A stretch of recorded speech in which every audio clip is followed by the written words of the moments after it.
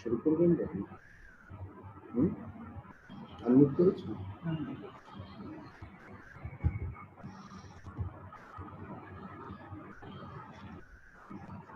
তোমরা সবাই আমাকে শুনতে পাচ্ছ মনে হয়, নিশ্চয় শুনতে পাচ্ছ? ঐশ্বরিয়া, ইসরাত, শুনতে পাচ্ছ? পরিষ্কার শুনতে পাচ্ছ? জি স্যার, শোনা যাচ্ছে। শোনো, তোমাদের জন্য প্রথম কথা যেটা আজকে শুরু করি সেটা হচ্ছে যে তোমরা তো নভেম্বরের ব্যাচ, তোমাদের নভেম্বরে পরীক্ষা হওয়ার কথা ছিল। তো তোমাদের পরীক্ষার আগে তোমাদের ওয়ার্ডে যে ব্লক পোস্টিং থাকে সেটা তো এবার করা সম্ভব হয়নি, কিন্তু তোমাদের পরীক্ষা কিন্তু ডিসেম্বরের মাঝামাঝি হওয়ার সম্ভাবনা খুব বেশি। যে কোনো মূল্যেই পরীক্ষাটা হয়ে যাবে বলে আমি ধারণা করছি, বা ইউনিভার্সিটির সাথে আমাদের প্রশাসনের কথা হয়েছে। অর্থাৎ সময় খুব বেশি নাই, তোমাদের নভেম্বরের মাঝামাঝি মেডিকেল কলেজ খুলে দেওয়া হতে পারে। সেখানে 1 মাসের জন্য তোমাদের ওয়ার্ড প্লেসমেন্ট থাকবে, 7 দিন বা 12 দিন 14 দিন যেভাবেই হোক না কেন 7 দিন করে করা হবে, এবং তার মধ্য দিয়েই তোমাদেরকে এই প্লেসমেন্টে যা শেখা যায় সেটাই করতে হবে। আমরা অবশ্যই তোমাদের ব্যাচটার প্রতি খেয়াল রাখবো, কিন্তু গ্রস কোনো মিস্টেক এটা আসলে খুব বেশি অ্যালাউ করা হয় নাকি। মানে তুমি যদি, আমি সিম্পলি বলি যে আমরা যেগুলি পড়াচ্ছি, তাই না, তোমরা আছো, পড়ছো, সঙ্গে আছো, মিনিমাম হয়তো এক্সামিনেশন বা অন্য কোনো ক্ষেত্রে তোমাদের যেহেতু ওয়ার্ড প্লেসমেন্ট ছিল না, খুব বেশি সুযোগ পাওনি, সেই বিষয়গুলোকে কনসিডারেশনে আনা যায়। কিন্তু ওভারঅল একেবারে মানে এই কনসিডারেশন আনার বিষয়টা আমরা খেয়াল রাখি এবং রাখবো, এটাই বাস্তবতা। তারপরেও তোমাদের নিজের চেষ্টা থাকবে মিনিমাম আমরা যেগুলো পড়াচ্ছি, মনে করো একটা অ্যাকিউট অস্টিওমাইলিটিস পড়িয়েছি, তোমরা ক্লাস করেছো, কেউ করনি, যে ক্লাস করনি সে এমনিও ক্লাস করে না। আমরা আগেও দেখেছি যাদের পড়াশোনা করার ইচ্ছা নেই তারা করতে চায় না, তো তাদেরকে ধরে বেঁধে করতে হয়। হয়তো ক্লাসে চোখের সামনে থাকলে আমরা বুঝতে পারি, এখন হয়তো চোখের একটু আড়ালে কিন্তু কানেক্টেড আছি আমরা জুমের মধ্যে দিয়ে। এখানে ইম্পর্টেন্ট যে বিষয়গুলো আমরা পড়াচ্ছি, আমরা পড়ানোর সময়, অন্তত আমি আমার সাবজেক্ট পড়ানোর সময় বারবারই বলে দিই কোনগুলো পরীক্ষা আসবে না। তোমাদেরকে বারবারও বলেছি যে খাতায় জিনিসগুলো লিখে ফেলবে, যে এইগুলা আমি পছন্দ করি অথবা থাকবে। তো যাই হোক, তোমরা প্রিপারেশন নিবে। তোমাদের মিড ডিসেম্বর 17-18 তারিখে রিটেন পরীক্ষা হয়তো শুরু হবে, যদি আবারও না পিছায় বা অবস্থা দেশের খারাপ না হয় এই শীতে, যেটা প্রধানমন্ত্রী ধারণা করছেন, যেটা হোল ওয়ার্ল্ড ধারণা করছে। তো সেই দিকে না চেয়ে যে ধারণাটা আসছে যে পরীক্ষা হবে সেটাই চিন্তা ভাবনা কর। আমরা এখন অস্টিওমাইলাইটিস, যেটা ক্রনিক অস্টিওমাইলাইটিস, আজকে আমরা সেটার মধ্যে দিয়ে যাব। আমরা ইতিপূর্বে অ্যাকিউট অস্টিওমাইলাইটিস পড়েছি। অ্যাকিউট অস্টিওমাইলাইটিস সবচেয়ে বেশি ইম্পর্টেন্ট, কিন্তু ক্রনিক অস্টিওমাইলাইটিস আরেকটু ইম্পর্টেন্ট অন্য জায়গায়। অ্যাকিউট অস্টিওমাইলাইটিস ম্যাক্সিমাম টাইম রিটেনে আসে, আর ক্রনিক অস্টিওমাইলাইটিসের একটা কেস থাকে এবং থাকবে। একটা ক্রনিক অস্টিওমাইলাইটিসের একটা শর্ট কেস দেওয়া হবে, সাধারণত লং কেস দেওয়া হয় না, শর্ট কেস। আর তোমরা তো জানোই যে লং কেসের থেকেও শর্ট কেস কিন্তু খুবই গুরুত্বপূর্ণ, কারণ আমরা চাই শর্ট কেসটা ছেলেমেয়েরা ভালো করুক। শর্ট কেসে ভালো করলে, ভালো বললে আমরা খুব খুশি হই। তো সেগুলো আমরা পরীক্ষার আগে হয়তো দেখিয়ে দিব, কিন্তু ধারণা তোমাদের এই আমরা যে পড়াচ্ছি এটা থেকে জানতে পারবে। ক্রনিক অস্টিওমাইলাইটিস একটা নিশ্চিত ধরে রাখো শর্ট কেস, এবং এইটা অনেককেই আমরা জিজ্ঞাসা করব। তো ক্রনিক অস্টিওমাইলাইটিসের শুরুতেই আমরা যেটা বলি যে এটা একটা সিকুয়েলি অফ দ্য অ্যাকিউট অস্টিওমাইলাইটিস। আগে ক্রনিক অস্টিওমাইলাইটিস কখনো শুরুতে ডেভেলপ করে না, আগে সাধারণত ক্রনিক অ্যাকিউট অস্টিওমাইলাইটিস ডেভেলপ করে কমনলি। এবং এই অ্যাকিউট অস্টিওমাইলাইটিসটা যদি প্রপারলি ট্রিটমেন্ট না করা যায়, যদি প্রপারলি অ্যান্টিবায়োটিক ইউজ না করা যায়, যদি লং ডিউরেশনে যেভাবে করার কথা ঠিক সেভাবে না করা যায়, ট্রিটমেন্ট ফেলিউর আছে 4টা জায়গায়। এই 4টা জায়গায় ট্রিটমেন্ট ফেলিউর আমরা দেখাবো। এই 4টা জায়গার ফেলিউরের জন্যই ধীরে ধীরে ক্রনিক অস্টিওমাইলাইটিসের রূপ নেয়। এবং এটা ক্রনিক অস্টিওমাইলাইটিস যেটা, এটা কিন্তু খুব পেইনফুল কন্ডিশন না। সবসময় মনে রাখবে, chronic osteomyelitis is not a painful condition. কেন? কারণ অ্যাকিউট অস্টিওমাইলিটিস হয় যে বিষয়টি সে দাঁড়ায় সেটা হচ্ছে অ্যাকিউট অস্টিওমাইলিটিসের ক্ষেত্রে তোমার বোনসের ভিতরে যে ইডিমাটা হয় ইনিশিয়ালি, তোমাদের প্যাথোজেনিস মনে থাকলে খেয়াল করবে যে ইডিমাটা হয়, এই ইডিমাটাকে প্রেশার ক্রিয়েট করে ভিতর থেকে এবং পরবর্তীতে বোনের নেক্রোসিস হয়, পেইন হয়। কারণটা কি, পাসটা বেরিয়ে আসার সুযোগ থাকে না। যদি আমরা পাসটা বেরিয়ে আসার সুযোগ করে দিতাম তাহলে পেইনটা কমে যেত। এই যে প্রেশার ইফেক্ট ভিতর থেকে, তাই না, সেগুলো পেইন সৃষ্টি করে। ক্রনিক অস্টিওমাইলিটিসের বিষয়টি কি দাঁড়ায়, অ্যাকিউট অস্টিওমাইলিটিস হওয়ার জন্য যে তোমার সিকোস্টাম ডেভেলপ করে, অ্যাকিউট অস্টিওমাইলিটিসে কি করে, সিকোস্টাম ডেভেলপ করে। সেই সিকোস্টামটা চারিপাশে আমরা বলেছিলাম যে চারিপাশে নিউবোন ফর্মেশন হয়। এই নিউবোন ফর্মেশন হওয়াকে ঐশ্বরিয়া কি বলে? Formation of the new bone around the sequestrum কি বলে তাকে? Sir involucrum. Very good. ইনভলিউক্রামে যখন ছিদ্র থাকে, তুমি আনমিউট করো নিজেকে, ইনভলিউক্রামে যখন ছিদ্র থাকে সেই ছিদ্রকে আমরা কি বলি? সেই ছিদ্রকে আমরা বলি ক্লয়েকা। গত ক্লাসে তো পড়ালাম ক্লয়েকা। এই ক্লয়েকা দিয়ে ছিদ্র, ক্লয়েকা দিয়ে কি হয়, এই ছিদ্র দিয়ে এই যে বোন এবং বনি যে materials that is the from the sequestrum এবং ইডিমেটাস সেরোস্যাঙ্গুইনাস বা সেরোপ্রুলেন্ট ফ্লুইড, এই পাসটা আস্তে আস্তে করে এই ক্লয়েকা দিয়ে বাইরে চলে আসে এবং স্কিনের মধ্য দিয়ে স্কিন কিরোড করে একটা এখানে তোমার কি হয়, সৃষ্টি একটা সাইনাস বা একটা নালী তৈরি হয় যেটা দিয়ে কন্টিনিউয়াসলি বাইরে পাস আসতে থাকে। তোমরা খেয়াল করো এই যে বাইরে পাস আসে, ফলে ইন্ট্রাঅসিয়াস প্রেশারটা অনেক কম থাকে, যার জন্য পেইনটা খুব কম হয়। কিন্তু কখনো কখনো দেখা যায় যে এই যাদের ক্রনিক অস্টিওমাইলিটিস ডেভেলপ করেছে, অর্থাৎ যাদের সাইনাস ফর্ম করেছে, যাদের তোমার এই যে সিকোস্টাম ফর্ম করেছে, ক্রনিক অস্টিওমাইলিটিসের দুটো কার্ডিনাল সাইন হচ্ছে ফর্মেশন অফ দ্য সিকোস্টাম এবং অনেক অনেক ক্ষেত্রে সিকোস্টাম না ফর্ম করেও সেখান থেকে সরাসরি ডিসচার্জিং একটা সাইনাস তৈরি হয়। এই ডিসচার্জিং সাইনাসের মধ্যে দিয়ে এই যে সিকোস্টেটেড ম্যাটেরিয়ালস, ইডিমেটাস ফ্লুইড, এই যে তোমার কি বলে এক্সুডেট, এই যে তোমার সেরোস্যাঙ্গুইনাস সেরোপ্রুলেন্ট ফ্লুইড, এগুলো সব বাইরে বেরিয়ে আসে। এটা আসতেই থাকে, কন্টিনিউয়াস থাকে, ধারাবাহিক। এটা বছরকে বছর যতদিন পর্যন্ত তোমার সাথে তোমার হোস্টের সাথে এই যে রিজার্ভার, এই যে তোমার ব্যাকটেরিয়াল যুদ্ধটা বন্ধ না হবে, যতক্ষণ তুমি উইন না করবে এই ব্যাটেলে, ততক্ষণ পর্যন্ত এটা আসতে থাকবে। এই জন্য আমাদের ভালো অ্যান্টিবায়োটিক, হোস্টের নিউট্রিশন মেনটেন এগুলো দরকার। তাহলে এই যে বাইরে বারবার বেরিয়ে আসছে, এখানে মাঝে মাঝে মুখটা বন্ধ হয়ে যায়, অর্থাৎ মাউথ বা opening of the sinus sometimes it will be closed. At that time the exudate or the serosanguinous fluid এগুলো বেরিয়ে আসতে পারে না, যার জন্য দেখা যায় যে ভিতরে আবার এই ক্রনিক অস্টিওমাইলিটিসটা অ্যাকিউট অস্টিওমাইলিটিসে বা ফ্লেয়ারে রূপ নেয়। তাহলে অ্যাকিউট ফ্লেয়ার হয়, flare of the acute flare of the chronic osteomyelitis. হঠাৎ করেই দেখা যাবে যে পাটা ফুলে গেছে, তোমার দীর্ঘদিন মনে করো 2-3 মাস তোমার অস্টিওমাইলিটিসের কোনো খবর নাই, হঠাৎ করে দেখা যাবে যে তোমার যে মুখ দিয়ে পুঁজ বেরিয়ে আসতো, পাস আসতো, সেটা বন্ধ আছে।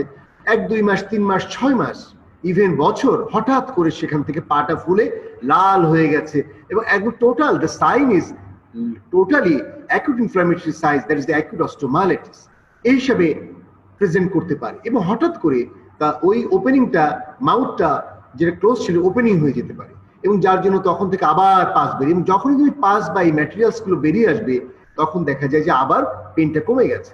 তাহলে মাঝে মধ্যে ক্রনিক অস্টিওমাইলিটিস এটা অ্যাকিউট ফ্লেয়ার আপে রূপ নিতে পারে এবং নেয় সাধারণত। বি কেয়ারফুল, আন্ডারস্ট্যান্ড, চেষ্টা করো বোঝার, মনে রাখার চেষ্টা করো। ডেফিনেটলি তোমাকে মনে রাখতে হবে এই কথাগুলো, ক্রনিক অস্টিওমাইলিটিস আসলে বলতে হবে। পারি না স্যার এই কথাটা না, আমি তো অনেক কষ্ট করে তোমাদেরকে বলছি। তোমরা অবশ্যই মনে রাখার চেষ্টা করবে যে আমরা যেন এটা খেয়াল রাখি যে ক্রনিক অস্টিওমাইলিটিস মাঝে মধ্যে অ্যাকিউট অস্টিওমাইলিটিসের রূপ নিতে পারে, তার এই কারণে রূপ নিতে পারে এবং সেখান থেকে আমাদের অনেক কিছু করণীয় আছে। আমরা কিভাবে ডায়াগনোসিস করবো, কিভাবে ট্রিটমেন্ট করবো, সেগুলো আমাদের এখন জানতে হবে। তাহলে ক্রনিক অস্টিওমাইলিটিস যদি আমরা বলি, it's the sequelae of the acute osteomyelitis, severe persistent and incapacity infection, সব সময়ের জন্য আছে বোন অ্যান্ড বোন ম্যারো। এটা মনে রাখবা, এটা সবসময় মনে রাখবা। এখন আমরা নিচে দেখো লিখেছি chronic osteomyelitis is still a major cause of musculoskeletal morbidity in children around the world. কেন? বোনের শেপ চেঞ্জ হয়ে যায়। জয়েন্টের কাছে যখন হয় তখন মাসেলগুলো কি হয় জানো? মাসেলগুলো স্ক্যারিং হয়, স্কার্ড টিস্যু, তো ফাইব্রোসিস খুব বেশি হয়ে জয়েন্টকে কন্ট্রাকচার হয়ে যায়। তাহলে মিসশেপেন একটা বোন ডিফর্মিটি হতে পারে। বোনসের কি হতে পারে? এটা হওয়ার জন্য ফাইসিসকে যদি ইনভলভ করে এই অস্টোমাইলাইটিস, তাহলে ফাইসিসটা নষ্ট হয়ে গেলে গ্রোথ হবে না। কোনো দিকে দেখা যাবে ফাইসিসটা বেশি বড় হয়েছে কারণ ওখানে সার্কুলেশন বেড়ে গেছে। আমি এর আগের দিনও তোমাদেরকে প্রশ্ন করেছিলাম যে মাঝে মধ্যে বড় হতে পারে বোনস কেন? তাহলে একটা কি হতে পারে? মিসশেপেন, লম্বা অথবা ছোট ডিফর্মিটি হতে পারে, বোনের ভিতরে ছিদ্র তৈরি হতে পারে, বোনটা বেঁকে যেতে পারে, তাই না? এবং বোন এবং জয়েন্টের কাছে যদি হয় সেইটা কেমন হবে? একটা তোমার মাস্কুলোস্কেলেটাল মরবিডিটি তৈরি হবে।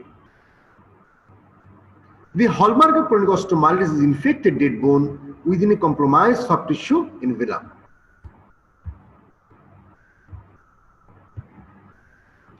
কি ধরনের অর্গানিজম দিয়ে হয়? Always it's a mixed infection. খাতায় ছোট্ট করে লিখে নাও, যখন তোমাকে অর্গানিজম জিজ্ঞাসা করা হবে পরীক্ষার সময় শর্ট কেসে যখন জিজ্ঞাসা করা হবে বলো তো অর্গানিজম কি, তোমার শব্দটা হবে sir it's always mixed infection but predominant by Staphylococcus aureus. শব্দটা এটা, it's a mixed infection predominant by Staphylococcus aureus. অর্থাৎ আমি তোমাকে বলে দিচ্ছি আগে, এর পরে যদি তুমি না বলো এটা দুঃখজনক। সেই কারণে তুমি অবশ্যই কথাটা বলবে।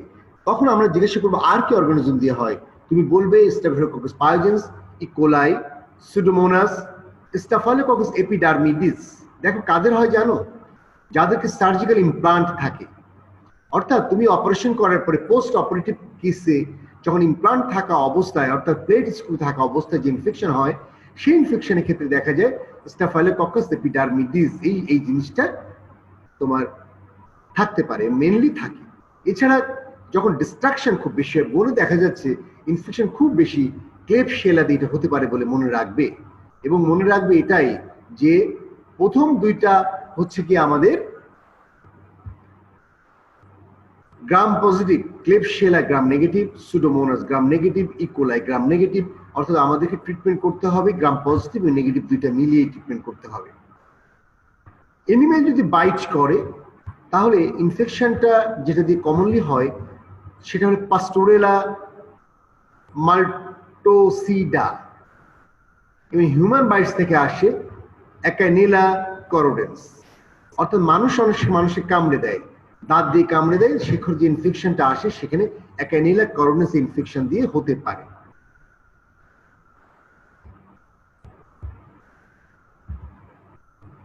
আমরা বলেছিলাম 4টা ফেলিউর, যে অ্যাকিউট অস্টোমাইলিটিসকে আমরা থামাতে পারছি না। কেন পারছি না? আমি হয়তো তার যে বিষয়গুলো আছে সেটা আমার কাছে প্রথম থেকে প্রশ্নবিদ্ধ থাকতে পারে যে আদৌ তার অস্টোমাইলিটিস ছিল কিনা অ্যাকিউট। এখন অ্যাকিউট অস্টোমাইলিটিসের পেশেন্টকে আমরা ট্রিট করছি যে না এটা গাউটি পেন, আমি মনে করছি এটা আঘাত থেকে হয়েছে, জাস্ট এমনি পেন সেরে যাবে। অর্থাৎ আমি শুরুতে চিকিৎসাটা ডে 1-এ অ্যাকিউট অস্টোমাইলিটিস যা করার কথা ছিল আমরা করতে পারি নাই, যার জন্য 2-3 দিন 4 দিন হয়ে গেছে ইনফেকশন শুরু করেছি তখন হয়। এই জন্য আমরা বলেছি failure to suspect correct diagnosis within the 3 to 4 days onset of the due to lack of high index of suspicion. Failure to perform the simple clinical investigations which can confirm the suspicion. আমাদের suspicion দূর করার জন্য একটা simple investigation আমরা করতে পারতাম। কি investigation করতে পারতাম? নাসিম, নিতু তুমি নিজেকে আনমিউট করে বলো কি সিম্পল ইনভেস্টিগেশনটা আমরা করতে পারতাম?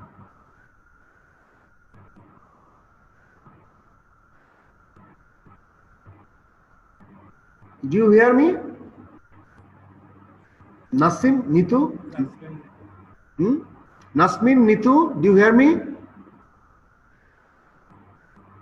Most probably she is absent, but her mobile or her computer is open.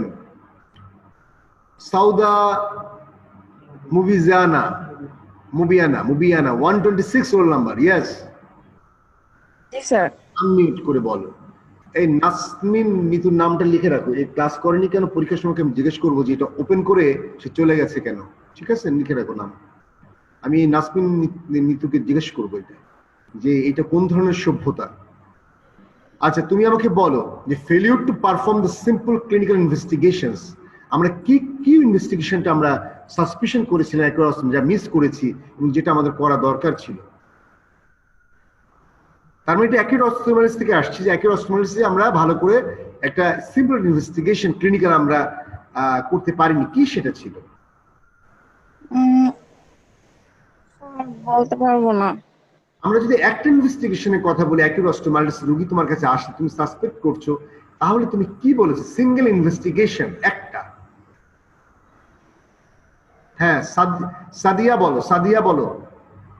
Role 23 Sadia. আসসালামু আলাইকুম। আমরা যদি সিঙ্গেল একটা টেস্ট করতে চাই, সেটা হচ্ছে আমরা হচ্ছে ফার্স্টে aspiration of pus or fluid from the local area and then send it to Gram staining or culture sensitivity. Very good, I am very happy to hear it. খুব ভালো করেছো, খুব ভালো বলেছো। তাহলে আমরা এই ইনভেস্টিগেশনটা আমরা যদি মিস করি তাহলে আমরা পিছিয়ে যাব, তাই না?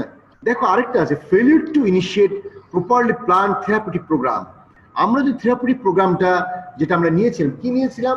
আমরা বলেছিলাম প্রথমে আমরা অ্যান্টিবায়োটিক ইউজ করব প্যারেন্টাল ফর্মে, এরপরে এটা দেবো ওরাল ফর্মে। এখন আমরা প্যারেন্টাল ফর্মে ইউজ করলাম না, মুখে ট্যাবলেট দিলাম, ক্যাপসুল দিলাম, এটা হবে না যতক্ষণ না পর্যন্ত আমাদের সিআরপি এবং ইএসআর নর্মাল ভ্যালুতে না আসবে বা নিয়ার টু নর্মাল না আসবে, ততক্ষণ পর্যন্ত আমাদের প্ল্যান থেরাপিউটিক।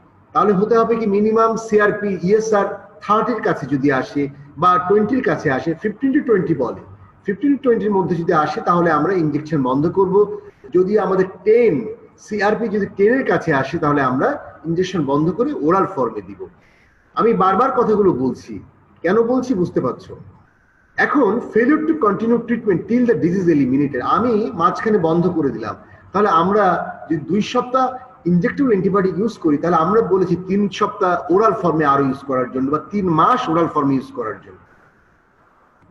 তাহলে তোমরা দেখ কতদিন পর্যন্ত ওষুধ ইউজ করতে হবে। আমরা কি করলাম? মাঝখান দিয়ে ছেড়ে দিলাম, তাহলে হবে না। এই long days you have to use the antibiotic to your children or child. এই 4টা ফেলিউর যদি আসে তখন আমরা ক্রনিক অস্টিওমাইলিটিসের রূপ নেয়। কি কারণে হতে পারে? এটিলজি অর্গানিজম জানলাম, কেন হতে পারে? এটা যে sequelae of the treated osteomyelitis. Hematogenous spread,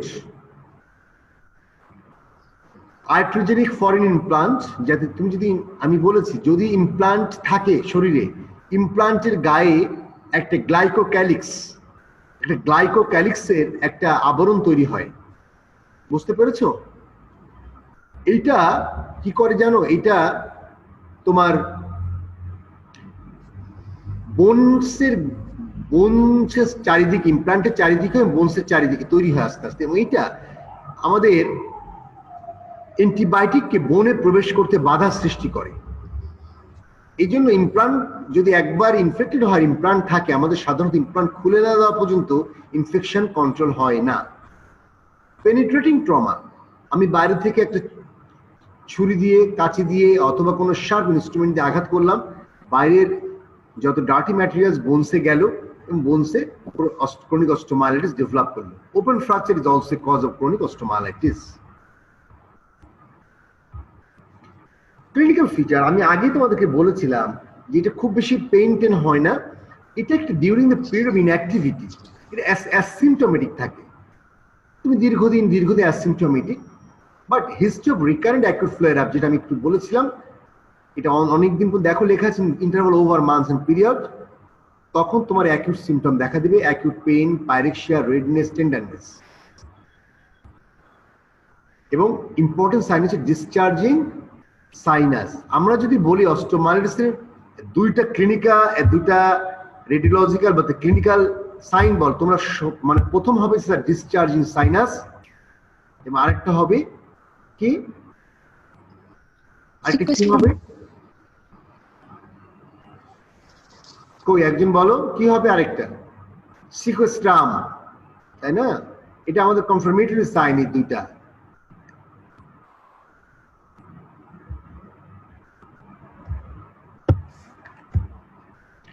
দেখো এখানে বলেছি যে spontaneous closure of sinus and subsidence মানে কমে যাওয়া অফ দ্য ইনফেকশন কমে যাওয়া following expulsion of large bony fragment. এই যে বোন দেখা যাচ্ছে, বোনটা কি হয় জানো? এগুলো ছোট ছোট বোনের কুচি, অথবা এই যে আমরা বলে হাড়ের কুচি বলে, কারণটা কি? ছোট ছোট হাড় বেরিয়ে আসে। কি সেগুলা? সিকুস্টাম থেকে ক্লোয়াকা দিয়ে আস্তে আস্তে আস্তে আস্তে বাইরে বেরিয়ে আসে। স্কিনটা কেমন হয় দেখতে? স্কিনটা থিন, ডাস্কি, ডিস্টর্টেড, cicatrix বলে, cicatrix কেউ বলে সাইকাট্রিক্স, অরিজিনাল হচ্ছে cicatrix, and easily traumatized, ulcer হয়। পাকার্ড হয়ে যায়, স্কিন পাকার্ড বলে, পাকারিং, চারিদিকে পাকার্ড হয়ে যায়। মাসেল স্কার্ড হয়, এবং মাসেল স্ক্যারিং হলে কি একটু আগে বললাম না, contracture of the adjacent joint. জয়েন্টের কাছে কোনো মাসেল যদি ফাইব্রোসিস হয়, সে কি করে জয়েন্টটাকে কন্ট্রাকচার, জয়েন্টকে এক্সটেন্ড করতে দেয় না। তাতে কি হয়? ফ্লেকশন কন্ট্রাকচার ডেভেলপ করে। তুমি যদি ডিস্টাল পার্ট অফ দ্য টিবিয়াতে ফিমারে হয়, তাহলে নি জয়েন্টটা কি হবে? নি জয়েন্টটা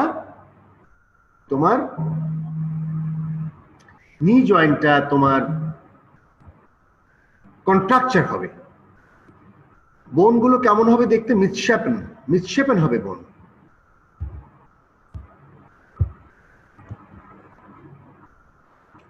এখানে একটা তুলনামূলক ধারণা করা আছে যে আমরা গাসলো অ্যান্ডারসন ক্লাসিফিকেশন যে ওপেন ফ্র্যাকচার, তাতে আমরা দেখতে পাই যে গাসলো 1 এবং 2 ক্ষেত্রে অ্যাপ্রক্সিমেটলি 2% কেস এখান থেকে ক্রনিক অস্টিওমাইলিসিসের রূপ নিতে পারে, এবং গাসলো 3 ক্ষেত্রে অ্যাপ্রক্সিমেটলি 10 to 15% আমাদের রূপ নিতে পারে।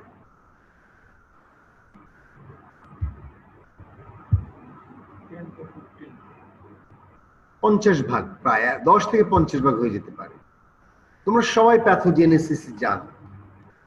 এই প্যাথোজেনেসিসটাই যেটা আমরা পড়েছিলাম গত দিন, এইটা একটু ঘুরিয়ে দিলেই হবে এক ক্রনিক, কিছুই না, একই কথা। দেখো আমরা যদি শুরুতে বলি যে আমরা তো আগে বলেছিলাম ইনফ্লামেশন, মনে আছে তোমার? যে প্রথম ইনফ্লামেশন হবে, এক্সুডেট আসবে, তাই না? আমরা বলেছিলাম যে এক্সুডেশনের জন্য বোনের উপর চাপ সৃষ্টি হবে, খুব পেইন হবে, ইত্যাদি কথা বলেছিলাম। এখানে একটু চেঞ্জ করে দিবা শুরুতে, আর কিছুই না, লিখবা inadequate treatment of acute osteomyelitis, foreign implant যদি থাকে অথবা ওপেন ফ্র্যাকচার যদি থাকে, তাহলে শুরু হয় কি হয়? Inflammatory process continues with time together with parts infection of Staphylococcus aureus. এবং এটা ইন্টারমিডিয়েট প্রেশার, এই যে একইভাবে আবার তোমার এক্সুডেশন হবে, তাই না? পাস হবে এক্সুডেট থেকে, এটা ইন্টারমিডিয়েট প্রেশারকে আরো বাড়িয়ে দিবে। যখন বোনসের ভিতরে প্রেশারটা বাড়িয়ে দেয়, বোনকে যখন প্রেশার দেয়, তখন বোনসের চারিপাশে যে তোমার পেরিওস্টিয়াম থাকে, পেরিওস্টিয়ামটা স্ট্রিপিং হয়। মাঝখানে কি হয়? ওই যে ভাস্কুলার থ্রোম্বাস, যেটা ভাস্কুলার থ্রোম্বোসিস ফর্ম করে, ভেসেলসের ভিতরে থ্রোম্বোসিস ফর্ম করে, বোন নেক্রোসিস হয়। এবং ঠিক একইভাবে ইনভলিউক্রাম, বোনের চারিদিকে নিউবোন ফর্মেশন হয়, এবং ওই নিউবোন ফর্মেশনটা মাল্টিপল ক্লোয়াকা ফর্ম করে, ছোট ছোট ছিদ্র হয়, through which exudates and debris from the cecostem pass via the sinuses. The sinus form করে গেল এইভাবে। Constant destruction of neighboring soft tissue may lead to cicatrix formation, তাই না?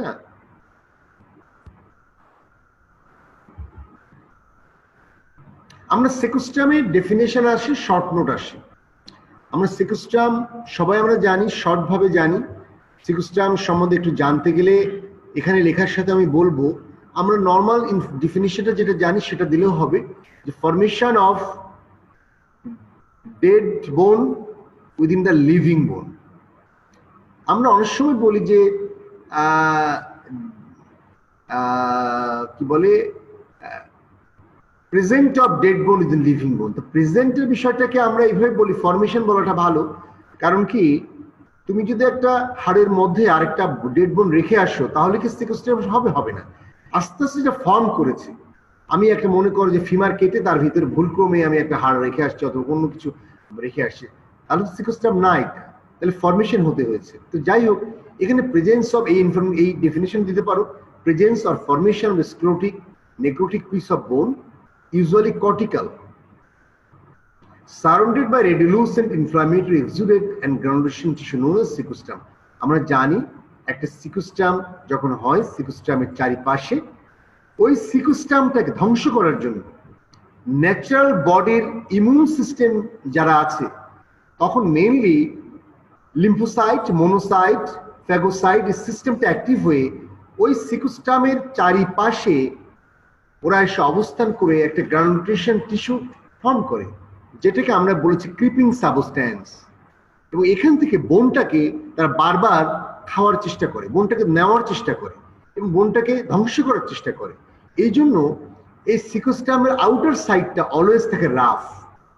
তাহলে তুমি লিখবা সিকুস্টামের আউটার সাইড রাফ আর ইনার সারফেসেস স্মুথ। কারণ এখানে আমি এখনো বলি নাই, আমি তোমাদেরকে বলছি, সেটা তোমরা কি বলে লিখি নাই, কিন্তু তোমরা বলছি, তোমরা লেখার চেষ্টা করো যে সিকুস্টামের আউটার সারফেসটা হবে রাফ অ্যান্ড ইনার সারফেসটা স্মুথ। ইনার সারফেসে পাস থাকে, পাস ম্যাটেরিয়াল থাকে এবং এটি স্মুথ থাকে। আর বাইরের সারফেসটা বোনটাকে অলওয়েজ খাওয়ার জন্য, ইরোড করার জন্য। কারণটা কি? ওকে এই ফ্যাগোসাইটিক সিস্টেম, এই যে লিম্ফোসাইটিক সিস্টেমটাকে ধ্বংস করার জন্য আসে। এই কারণে সে ক্ষতিগ্রস্ত হয়, বিধায় রাফ থাকে। এখন কতগুলো টাইপ আছে সিকুস্টামের। টাইপগুলো কি? আমরা বিভিন্ন রকম সিকুস্টাম সাধারণত আমরা যেটা আমরা পাই নর্মালি, তাই না, সেটা একটা সাদা একটা ম্যাটেরিয়ালস পাই, লং বোনের ভিতরে পাই। কিন্তু আরো নানা রকম টাইপস আছে। যদি আমরা রিং এর মতো পাই, এক্সটার্নাল ফিক্সেটর, তোমরা দেখেছো ওয়ার্ডে যে এক্সটার্নাল ফিক্সেটর দেওয়া থাকে, এক্সটার্নাল ফিক্সেটর হওয়ার জন্য অস্টোমালিস ডেভেলপ করতে পারে। এখানে যেটা হয় সেটা রিং এর মতো হয় দেখতে।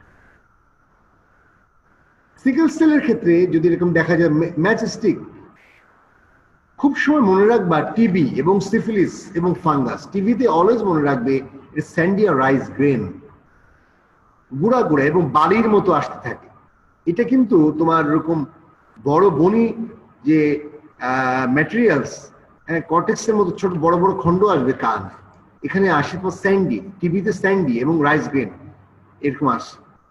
যদি সিফিলিস হয় তা আইভরি অথবা তো ফিদারি ও আইভরি। ফাঙ্গালের ক্ষেত্রে কালার থেকে মোস্টলি ব্ল্যাক কালারের হয়ে থাকে। ফাঙ্গালটা মোস্টলি ব্ল্যাক কালার। যে তুমি সিকুস্টামটা পাবে, এটা যদি হয়ে থাকে তাহলে মোস্টলি এটা দেখা যায়। আমাদের অনেক সময় স্টাম্প যেটা, অর্থাৎ আমরা যখন অপারেশন করি, অ্যাম্পুটেশনের স্টাম্পে সেটা থেকে অ্যানিউলার শেপ।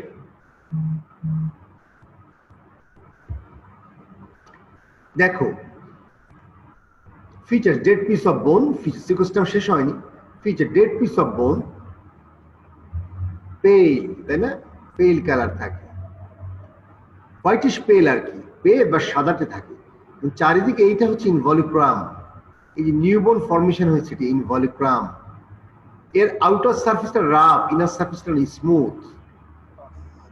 পাস থাকার জন্য বাইরেটা রাফ হচ্ছে, কারণ বাইরেটা গ্রানুলেশন টিস্যুর সাথে যে ফ্যাগোসাইট খেতে আসে, তাই না, সেজন্য সে ধ্বংস করে দিয়ে যায়। Surrounded by infected granulation tissue trying to eat it, খেতে চায়। ইনভলিক্রাম সম্বন্ধে বলেছি, দেখো is the sheath of reactive newborn immature subperiosteal bone that forms around the cecostrum. আমরা সহজেও যদি বলি তাহলে বলবো formation of the new bone surrounding করতেছে, which surround the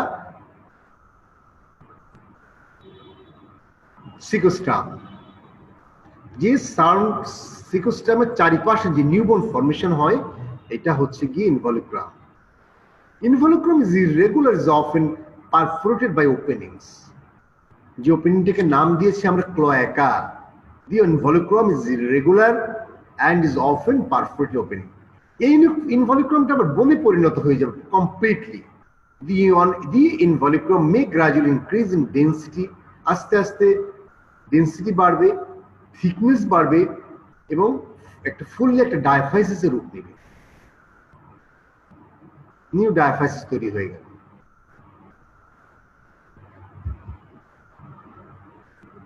দেখো সিকুস্টাম, তার চারিপাশে পেরিওস্টাল নিউবোন ফর্মেশন আছে।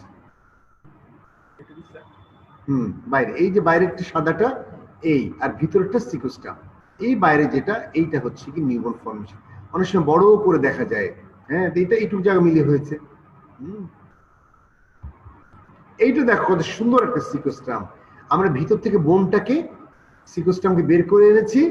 এ দেখো কত বড় একটা ইনভলিউক্রাম, এটাকে আমরা কেটে ভিতর থেকে বের করে এনেছি। ইনভলিউক্রামটা থেকে যাবে, এটাই বোন তৈরি করবে। আর বাইরে থেকে কি করলাম, ভিতর থেকে কি করলাম, আমরা এই যে সিকোস্ট্রামটা কত বড় একটা সিকোস্ট্রাম আমরা বের করছি। কোনটা সিকোস্ট্রাম? হ্যাঁ বলো, বোনের ভিতরে না, অত শক্তিশালী না ডেফিনেটলি। ওর উপর তো কন্টিনিউয়াস অত্যাচার চলছে, ওকে তো বারবার ইরোড করার জন্য, খাওয়ার জন্য আসছে। বোনের মধ্যে কমপ্লিটলি না, তবে কর্টিক্যাল বোন অবশ্যই একটু শক্ত থাকে, কিন্তু ওকে যেহেতু কমপ্লিটলি ইরোড করার জন্য অলওয়েজ, এবং তো ইট করার জন্য অলওয়েজ গ্রানুলেশন টিস্যু থাকে, ফলে ও ন্যাচারালি কিছুটা দুর্বল থাকে। Staging of osteomyelitis, Cierny Mader staging করেছিল, এই লোকটা যে করেছিল চার্নি ম্যাডার, এটা ডিজিজ প্রসেসটা বোঝার জন্য অস্টিওমাইলাইটিস কোন লেভেলে কিভাবে আছে। আমি তোমাদের সহজ, very easy, very very easy. দেখো এটা চারটা ভাগ আছে মেডুলারি, এখানে তাকাও তোমরা, এটা মেডুলারি, তার মানে টোটালটা মেডুলার ভিতরে, বাইরে বের হয়। এটা হচ্ছে কর্টেক্স, তাই না? এটা হচ্ছে, এটা কর্টেক্স, লালটা কর্টেক্স, তাহলে কর্টেক্সে আসে নাই, আছে মেডুলারির ভিতরে, অর্থাৎ মেডুলারি। দেখো এটা মেডুলারতে না, এটা সুপারফিশিয়াল, ওটা কর্টেক্সকে ইরোড করে কর্টেক্সে আসে, কিন্তু মেডুলাতে ঢোকে নাই, ঢোকে নাই। আরেকটা দেখো, এর পরেরটা লোকালাইজড, বাইরে থেকে আসছে, সুপারফিশিয়াল ছিল এবং কর্টেক্সকে ইরোড করেছে, কর্টেক্সকে ডিস্ট্রাকশন করেছে এবং মেডুলার মধ্যে চলে গেছে, এটা লোকালাইজড। আর ডিফিউজ কোনটা? Total circumference of the bones. দেখো এখান থেকে ঢুকেছে, ওখান থেকে ঢুকেছে, তার মানে কি এলটারি এক্সটেনশন। সে কি করেছে, এ আবার ইরোড করেছে এইখানে, তাই না? এন্ডোস্টেম কি ইরোড করেছে, আবার পেরিস্টোমে চলে গেছে, আবার এখানে তোমার আন্ডার সাবপেরিস্টোমে আছে, চারিদিক হয়ে গেছে। ডিফিউজ বলছে loss of bone stability even after surgical debridement. আমরা যদি সার্জিক্যাল ডিব্রাইভমেন্ট করি তারপরেও ডিফিউজ অস্টিওমাইলাইটিস কিন্তু বোনের স্টেবিলিটি দিবে না। একটা বোনকে ভেঙে চলে গিয়েছে, তাই না এই জায়গাটা মনে হচ্ছে, কারণ কি প্যাথোলজিক্যাল ফ্র্যাকচার তৈরি হচ্ছে এই জায়গাটায়। প্যাথোলজিক্যাল ফ্র্যাকচার তৈরি হওয়ার জন্য জিনিসটা এরকম ঘটছে। তাহলে এই হচ্ছে আমাদের, সহজে বললাম, medullary, superficial, localised and diffuse. Localise থেকে চারিদিকে ছড়িয়ে গেল, সহজ জিনিস। আমরা ডায়াগনোসিস করবো কিভাবে? আমাদের ডায়াগনোসিস করতে গেলে প্রথমে আমাদের ক্লিনিক্যাল, ল্যাবরেটরিক্যাল এবং ইমেজিং, সবচেয়ে ইম্পর্টেন্ট হচ্ছে ক্লিনিক্যাল। ক্লিনিক্যাল আমরা কি দেখে বুঝবো? এই যে এতক্ষণ পড়ালাম, অমিও না, Discharging sinus.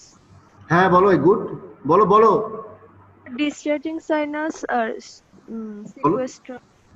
না, ক্লিনিক্যালি এখন ইনভেস্টিগেশনে যাইনি, চেহারা দেখে বুঝবো ডিসচার্জিং সাইনাস। তাছাড়া আর কি? আরেকটা অ্যাড করো কেউ। ডিসচার্জিং সাইনাস তো আমরা দেখলাম, এছাড়া সারাউন্ডিং স্কিন কেমন হবে? আমি পড়ালাম না একটু আগে, স্কিনটা কেমন হবে? স্কিনটা থিন, পাকার, হ্যাঁ তাই না? Yes, very good. আর মাসেলটা কেমন হবে? মাসেল স্কারিং হবে, হবে এবং কন্ট্রাকচার থাকতে পারে। Very good. জয়েন্টে হচ্ছে ডিফর্মিটি থাকতে পারে। তাহলে তুমি দেখো ক্লিনিক্যালি কি সুন্দর বুঝে গেলা। বুঝে বুঝে পড়তে হবে। ল্যাবরেটরি এন্ড ইমেজিং, ল্যাবরেটরির ক্ষেত্রে আমাদের এই ক্ষেত্রে আমি তোমাকে দেখাচ্ছি, খুব বেশি কিছু পাওয়া যায় না। ইএসআর সিআরপি লেভেলটা একটু বেশি থাকে, এতটুকুই যথেষ্ট। আবার নর্মাল যখন তুমি থাকবে, ফ্লেয়ার আপ হবে না, তখন কিছুই পাওয়া যাবে না usual. The gold standard is often to biopsy. তাহলে গোল্ড স্ট্যান্ডার্ড কি আমরা পেতে পাই? Biopsy, histopathology. ওখানে বোনের টুকরা বেরিয়েছে, ওইটাকে আমরা পাসকে পরীক্ষা করলেও হবে, অথবা ওখান থেকে বোনের টিস্যুকে নিয়ে আমরা যদি বায়োপসি করি তাহলে আমরা হিস্টোপ্যাথোলজি করলে আমরা microbiological evolution of the infected বোন। দেখো ফিজিক্যাল এক্সামিনেশন, সফট টিস্যু যে বলা হয়েছে, আমি যা যা বলেছি তাই, নতুন করে কিছু দেখার নাই। আমরা নেক্সট স্লাইডে চলে যে ল্যাবরেটরি। যা বললাম এইটা ব্যাধি থাকে সিভিস elevated in 35, WBC elevated only 35% কেস। সাধারণত নো ইন্ডিকেশন যদি এমন কিছু না থাকে কিছু পাওয়া যায় না। Non-specific give no indication for severity for lab studies generally are non-specific and give no indication for severity of the infection.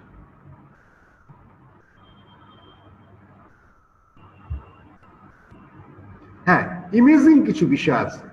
Multiple imaging techniques are available to evaluate chronic osteomyelitis. However, no technique can absolutely confirm or exclude presence of osteomyelitis. তাহলে দেখো কি notorious জিনিস, হ্যাঁ কি notorious, যে তাকে diagnosis অস্টিওমাইলিটিস হলে মাথায় হাত দিয়ে পড়তে হয়।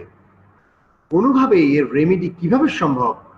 I think the only god nose, nobody in the world knows it. Sign of cortical destruction and peristitial reaction strongly suggests the diagnosis of the osteomyelitis. It is strongly suggest করা যায়।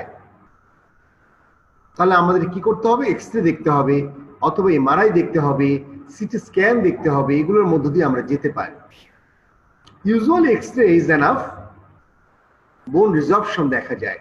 এই চিত্রটা আমি তোমাদেরকে দেখাচ্ছি কিরকম করে বোন রিজর্পশন দেখায়। সবসময় যে সিকোস্টাম হবে তা না, যখন অনেক সময় বোনের ডিস্ট্রাকশন কালো কালো, মানে তোমার রেডিওলুসেন্ট কতগুলা স্পট থাকে, এটা দেখেও বোঝা যায় যে এই জিনিসটা এখানে অস্টিওমাইলিটিস। অনেক সময় দেখা যায় থিকেন্ড হয়ে গেছে বোন, স্ক্লেরোসড, তাহলে এটা হচ্ছে ইনভলিউক্রাম। অনেক সময় দেখা যায় সিকোস্টাম দেখা যাচ্ছে এক্স-রেতে। তাহলে চিত্রে আমরা এক্স-রেতে আমরা তিনটা জিনিস দেখতে পাই। একটা দেখতে পাই বোন রিজর্পশন, that is osteolytic some lesions, involucrum and siccostum. এই চিত্র দেখো তোমরা, এখানে দেখো এখানে অনেকগুলো বোন রিজর্পশন হয়েছে। এগুলো দেখছো বোন রিজর্পশন হয়েছে, মানে বোনগুলো খেয়ে ফেলেছে। এখানে বড় সিকোস্টাম এই ক্ষেত্রে দেখা যাচ্ছে না। পরে এই চিত্রে দেখো কত বড় একটা সিকোস্টাম, এই পর্যন্ত সিকোস্টাম, তাই না, বাইরে চলে আসছে।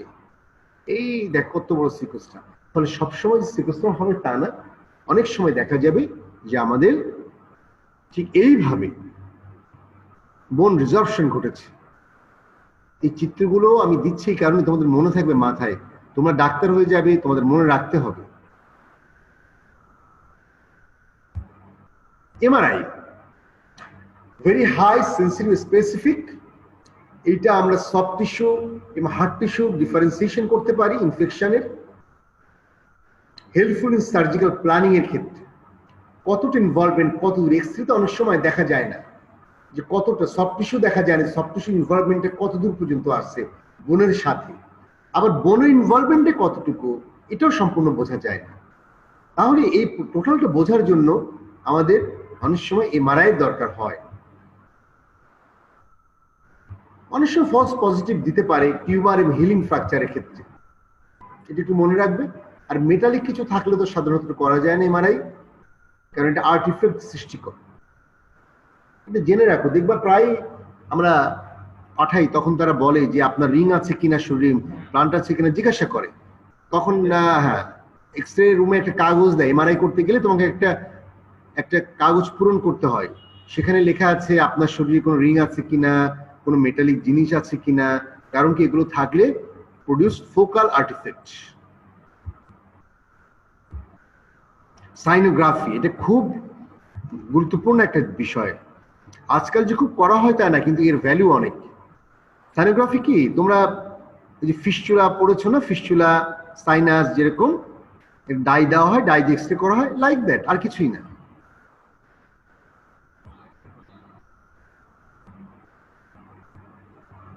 Can be perform sinus touch. আমরা এটা দুই প্লেন এক্স-রে করে দেখা হয়, একটা ডাই দেওয়া হয়, ডাই দিয়ে এক্স-রে করা হয়, এবং এটা ভ্যালুয়েবল অ্যাডজাংক্ট সার্জিক্যাল প্ল্যানিং। তোমার কোন পর্যন্ত সাইনাসটা আছে, বোনের মধ্যে কোথায় কোথায় যেটা এক্স-রেতে আসছে না, ওই ডাইটা ওখানে গিয়ে পৌঁছায়। সিরিঞ্জ দিয়ে ডাই দেওয়া হয়, সেই ডাইটা ওখানে গিয়ে পৌঁছায়, এবং ওই ডাইটাকে তোমার দেখা হয় যে কোন পর্যন্ত পৌঁছালো, অর্থাৎ আমার ট্র্যাকটা ওই পর্যন্ত বা আমার সিকোস্টামটা ওই পর্যন্ত। তখন তুমি ইজিলি অপারেশনের ক্ষেত্রে আমরা হেল্পফুল হবে। কিরকম একটা চিত্র তোমরা দেখো, এই দেখো এখানে সিরিঞ্জ দিয়ে দেওয়া হচ্ছে, সিরিঞ্জ দিয়ে ঢুকে গেল, এখানে গেল, এই ট্রাক্ট, এই ট্রাক্ট, এই ট্রাক্ট, এই ট্রাক্ট, এই ট্রাক্ট কমপ্লিটলি কতটা জুড়ে। দেখো এখানে আর চমৎকার চিত্র, এইখান থেকে এইখান থেকে এখান থেকে এনে এনে এনে এনে এনে এনে এনে কোথায় চলে গেছে, কোথায় কত বড় ট্রাক। তাহলে এই ট্রাককে তোমাকে ধরে ধরে যেতে হবে। এই জন্য সাইনোগ্রাম একটা ইম্পর্টেন্ট ইনভেস্টিগেশন। তুমি যদি আজকে আমি পড়ানোর পরে একটু খাতাটা খুলে, অথবা তোমরা ছবি নিয়ে থাকলে, আমি জানি না কিভাবে করছো, যেভাবেই হোক না কেন তোমরা অবশ্যই তোমাদের মনে থাকবে। আমি বিশ্বাস করি যে একবার দেখলেই যথেষ্ট। আরেকবার প্রিন্সিপাল অফ ট্রিটমেন্ট তোমার পরীক্ষার সময় আসবে যে write down the principle of treatment of chronic osteomyelitis, অথবা write down the principle of treatment of acute osteomyelitis, অথবা তোমার যদি এরকম আসে write down the principle of the treatment of osteomyelitis, তাহলে কি করবা? আরে কি বললো, অ্যাকিউট বললো না ক্রনিক বললো? দুটোটাই বলছে। আমরা যদি ধরে নিব অ্যাকিউট, তবে লিখতে হবে কিন্তু দুটোটাই। প্রিন্সিপাল মানে কি, শুধু এই কটা, আর কিছু না। প্রিন্সিপাল মিন্স লাইক দিস, খুব বেশি কিছু লেখার দরকার নেই। অ্যাডিকুয়েট ড্রেনেজ, আমার উদ্দেশ্য হবে বোন থেকে পাস রাইট ম্যাটেরিয়ালকে বের করে দেওয়া। থরো ডিব্রাইভমেন্ট, এমন করে ডিব্রাইভ করতে হবে যে বোনসের ভিতরে যেন সিকোস্ট্রাম অথবা রিজর্পটিভ বোন ম্যাটেরিয়াল কিছুই না থাকে, সমস্ত গুলাকে যেন আমরা বের করে নিয়ে আসতে পারি। উইথ সফট টিস্যু, যেগুলো নষ্ট হয়েছে, সফট টিস্যুর ভিতরে যেগুলা ইনফেক্টেড আছে সেগুলো সহ। বোনের ভিতরে আমরা যখন ক্লিয়ারেন্স করব, বোনটাকে ডিব্রাইভ করব, তখন বোনের ভিতরে গ্যাপ তৈরি হবে। এটাকে বলি আমরা ডেড স্পেস। এই ডেড স্পেসটাকে obliteration of the dead space, এই ডেড স্পেসটাকে বন্ধ করতে হবে। এটা উচিত। আমরা সাধারণত ডেড স্পেসটাকে বন্ধ করি বোন গ্রাফট করে অথবা মাসেল দিয়ে। এই মাসেল লোকাল মাসেল হতে পারে, ডিস্ট্যান্ট সাইড থেকে মাসেল আসতে পারে, অথবা ফ্যাসিকিউটাস ফ্লাপ দিয়ে আমরা বন্ধ করতে পারি। অনেক সময় এইটা অপারেশন করার জন্য আমরা ইনফেকশন আছে, আমরা ওখানে সিমেন্টেড বিট, যেটাকে আমরা বলি সিমেন্ট, বোন সিমেন্ট আছে, আমি ছবি দেখাবো একটু পরে। বোন সিমেন্টের ভিতরে অ্যান্টিবায়োটিক দিয়ে সেটাকে বিট তৈরি করা হয়, মানে এই বিটটাকে ওখানে রেখে আসা হয়। ওখান থেকে কন্টিনিউয়াসলি এমিশন হতে থাকে অ্যান্টিবায়োটিক। কোনকে প্রোটেকশন দিতে হবে, স্পেসিফিক অ্যান্টিমাইক্রোবিয়াল কভারেজ।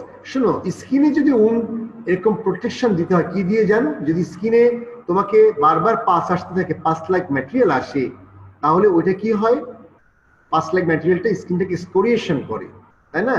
তাহলে এটাকে বারবার পাস যদি স্কিন লাল হয়ে গেলে আমরা কোলোস্টমিক পেস্ট, কোলোস্টমিক পেস্ট, আবার তোমাকে স্মরণ করিয়ে দিচ্ছি, আমি আবার বলার চেষ্টা করছি, আমি পছন্দ করি এই জিনিসগুলো যে তোমাকে বলবো। কোলোস্টমিক পেস্ট, এই কোলোস্টমিক পেস্টটা স্কিনের নিচে লাগানো হয়। তাহলে তোমার কি হবে, স্কিনে যদি কোলোস্টমিক পেস্ট লাগানো হয় তাহলে স্কিনটা এক্সকোরিয়েশন হবে, নষ্ট বেশি হবে না। কারেক্ট হোস্ট ডিফেক্ট, শুধু হাড়কে চিকিৎসা করলে হবে না, হাড় যে ধারণ করছে ব্যক্তিটা, অর্থাৎ সে তার হোস্টকে নিউট্রিশন দিতে হবে, চারিদিক থেকে পুষ্টিকর খাদ্য দিতে হবে, তার ইমিউনিটি বাড়াতে হবে। এবার removal of the infected granulation tissue and sinuses, এবার আমরা এটা ফেলে দেব। দেখো ট্রিটমেন্টের একটা চিত্র দেখো, খুব সহজ। আমরা যখন বলেছিলাম যে type 1 according to type medullary, তাহলে তুমি কি করবা, মেডুলার ছাদটা ফেলে দিবা, তার মানে একটা কর্টেক্সকে উড়ে ফেলে দিবা। তার কর্টিক্যাল ডিরুফিং মেডুলার মধ্যে আছে, ঠিক না? মেডুলার কর্টেক্সটা বা ছাদটাকে ফেলে দিবা, ড্রিল করে ফুটা করে চারিদিক থেকে উঠে, তাহলে মেডুলার ডিব্রাইভমেন্ট করতে পারবে।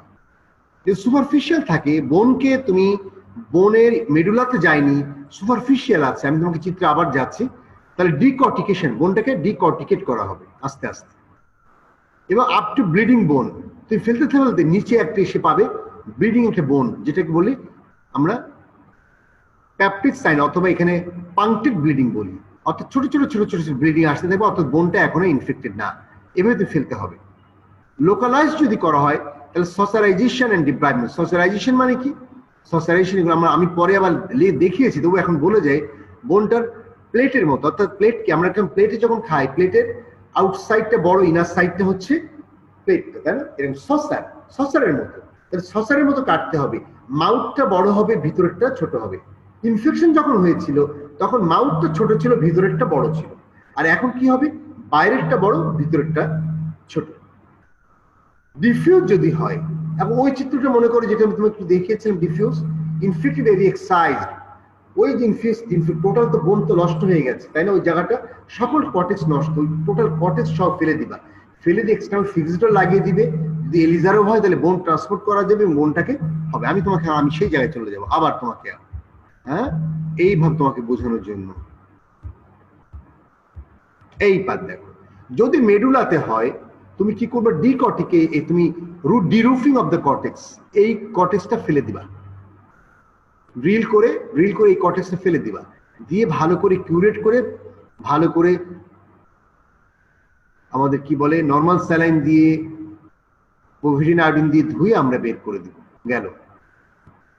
দেখো যদি সুপারফিশিয়াল হয় তাহলে আমি ডিকর্টিকেশন, টোটাল বোন যায়নি, নিচের বোন ভালো, তাহলে টোটালটা আমি কাটবো না, আমি ড্রিল করে করে আস্তে আস্তে কিউরেট করে করে এই যে একটা জায়গা করলাম। ডিকর্টিকেশন। যদি লোকালাইজড হয় তাহলে সসারাইজেশন।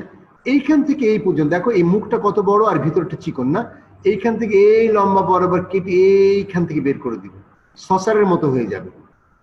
ডিফিউজ যদি হয় চারিদিকে বোন, ওই বোনটুকু ফেলে দিব এবং আমি এক্সটার্নাল ফিজিওলজি দিয়ে বোন ট্রান্সপোর্ট করব, অথবা আর্টিফিশিয়াল বোন এখানে নিয়ে আসবো। এমন হতে পারে ভাস্কুলারাইজ ফিবুলা আমরা নিয়ে আসতে পারি।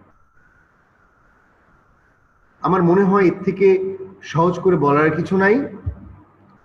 এভাবে আমরা এটা চিকিৎসা করতে পারি টাইপ অনুযায়ী।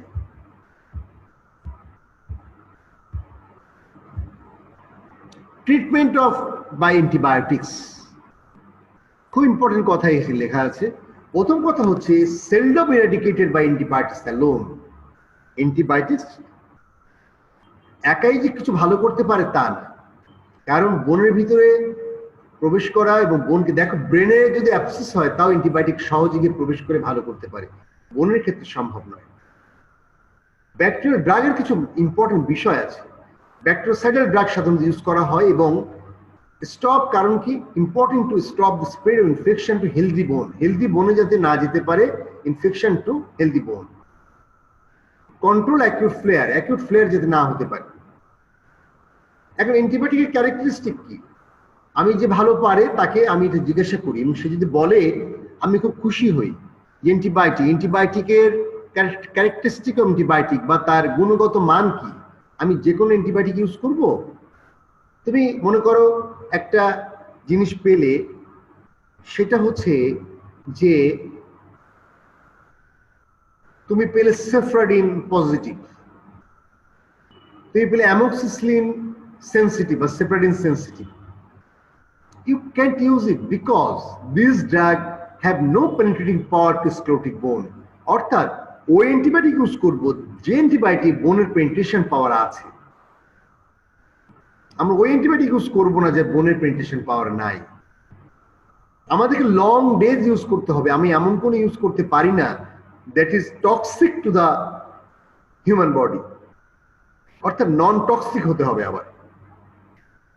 তাহলে আমাদেরকে 3 মাস 6 মাস ইউজ করতে হয়, 1 বছর ইউজ করতে হয় কখনো কখনো অ্যান্টিবায়োটিক। সেক্ষেত্রে আমরা কি করব? Should be non toxic with long term use. Very important thing, I like it. কারণ তোমাদেরকে এই জিনিস জানতে হবে। আমরা অনেকেই, অনেক চিকিৎসক হয়তো না জেনে, হয়তো ভুলে গেছে, সেই কারণে এমন কিছু অ্যান্টিবায়োটিক ইউজ করে যেগুলো আসলে বোনের পেনিট্রেশন সেন্সিটিভিটি দেখা মাত্র ওকে ইউজ করে না, তোমাকে জানতে হবে এই পেনিট্রেশন পাওয়ারটা কেমন। সেই জন্য নতুন কিছু ড্রাগ আছে, fusidic acid, clindamycin, vancomycin, cefazolin and the linezolide,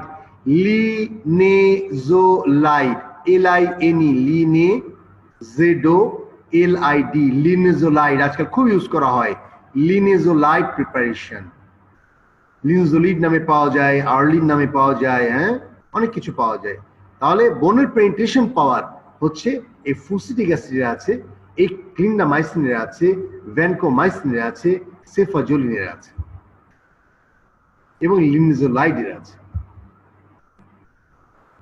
দেখো ক্লিন্ডামাইসিন অ্যান্ড ভ্যানকোমাইসিনের কত ভালো, মিনিমাম লেন্থ 6 উইকস, উইথ 3 মাস আমরা এগুলো ব্যবহার করতে পারি। মে নিড টু ট্রিট 6 থেকে 12 মাস। অ্যান্টিবায়োটিক খাচ্ছি তাই না, 12 মাস ধরে খাচ্ছি, হতে পারে। সবচেয়ে ভালো হয় আমরা যদি মাইক্রোবায়োলজিস্টের কাছে সহযোগিতা নিই। পৃথিবীর সব দেশে এই বিষয়গুলো আছে যে যখন ইরাডিকেশন করা সম্ভব হচ্ছে না তখন মাইক্রোবায়োলজিস্টের হেল্প নেওয়া হয় যে আমরা আসলে কি ধরনের অ্যান্টিবায়োটিক ইউজ করতে পারি। দেখো আমরা যদি ক্রনিক অস্টিওমাইলিটিসের অপারেশন করে সিস্টেক্টমি করতে চাই, আমরা যদি সসারাইজেশন করতে চাই, আমরা যদি ডিরুফিং করতে চাই, আমরা যদি লোকালাইজ টিস্যুকে ফেলে দিয়ে এলিজারভ বা এক্সটার্নাল ফিক্সরে লাগাতে চাই, 10 দিন আগ থেকে আমাকে অ্যান্টিবায়োটিক আইভি রুটে দিতে হবে। আমরা কি করি জানো, আমরা যখন রোগী ভর্তি হয় এই ওটিতে তুলে তাড়াতাড়ি অপারেশন কর। No, you have to follow the rules, principle of surgery of orthopedics, that is 10 days prior to surgery antibiotic দিতে হবে, কারণ বনি পেনিট্রেশন পাওয়ার রাখতে হবে। After the mesodebridement surgery, antibiotic is continued for another 6 weeks minimum, but usually 3 months, 6 মাস থেকে 3 মাস পর্যন্ত, 6 সপ্তাহ থেকে 3 মাস পর্যন্ত। Treat until inflammatory parameter ESR and CRP are normal. ESR and CRP যতক্ষণ নরমাল না হবে ততক্ষণ আমাদেরকে এই প্রসেস চালিয়ে যেতে হবে।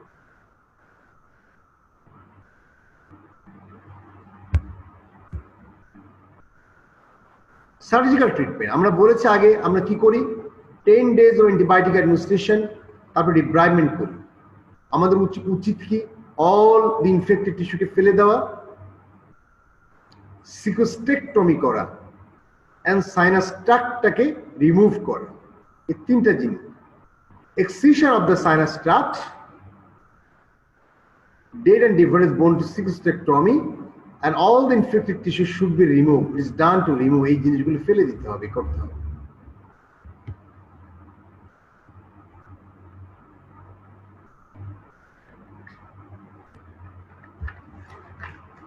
অপারেটিভ প্রসিডিউর কি কি করতে পারি আমরা একটু আগে যেটা দেখালাম সেটা হচ্ছে মেডরের ক্লাসিফিকেশন অনুযায়ী আমরা করেছি সহজে বোঝার জন্য। ওভারঅল আমরা এই পদ্ধতিগুলো নেই অপারেটিভ প্রসিডিউরস। একটা হচ্ছে সিকোস্টেকটমি, সসারাইজেশন, কিউরেটিস, বোনটাকে কিউরেট করতে হবে, এক্সিশন অফ ইনফেক্টেড বোন, কখনো কখনো অ্যাম্পুটেশন।